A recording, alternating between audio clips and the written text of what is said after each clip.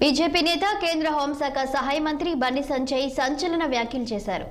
ఇంకెన్నాళ్ళు ఈ diversion politics అని ప్రజలను మోసం చేయడంలో కాంగ్రెస్ గురువు కేసీఆర్ అని, ఆయన బాటలోనే రేవంత్ ప్రభుత్వం నడుస్తుందని విమర్శించారు. ఒక్కో రైతుకు ఏడాది బకాయితో కలిసి ఎకరాకు 18,000 రూపాయలు బకాయి చెల్లిస్తారా అని ప్రశ్నించారు. 70 లక్షల మంది రైతులకు 12,600 కోట్లు జనవరి 26న చెల్లిస్తారా లేదా అని ప్రశ్నించారు.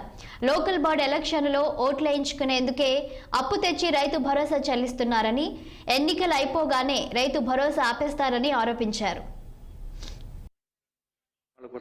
నేషనల్ హైవేతో పాటు గ్రామాల్లో గ్రామీణ సడక్ యోజన విషయంలో కానీ, సిఆర్ఎఫ్ నిధులతో కానీ అనేక నిధులను గ్రామం నుంచి నగర స్థాయి వరకు, రాష్ట్ర రాజధాని వరకు కూడా అన్ని రోడ్లను నిర్మిస్తున్నటువంటి ప్రభుత్వం కేంద్ర ప్రభుత్వం.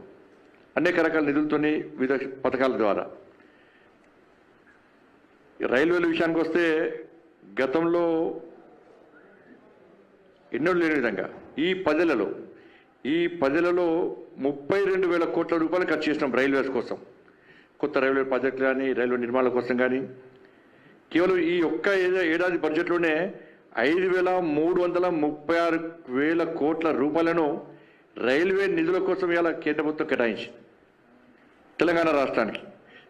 ఇంత పెద్ద మొత్తం చరిత్రలో, దేశ చరిత్రలో, ఉమ్మడి ఈ తెలంగాణ చరిత్రలో ఎప్పుడు కూడా ఇంత పెద్ద మొత్తంలో నిధులు కేటాయించిన ఘనత ఎవరికి లేదు. కేవలం నరేంద్ర మోడీ ప్రభుత్వము ఇలా 10లలో 32,000 కోట్ల రూపాయలు, ఈ ఒక్క ఏడాదిలోనే రైల్వే బడ్జెట్లోనే 5,336,000 కోట్ల రూపాయలను ఇవాళ తెలంగాణకు కేటాయించడం జరిగింది.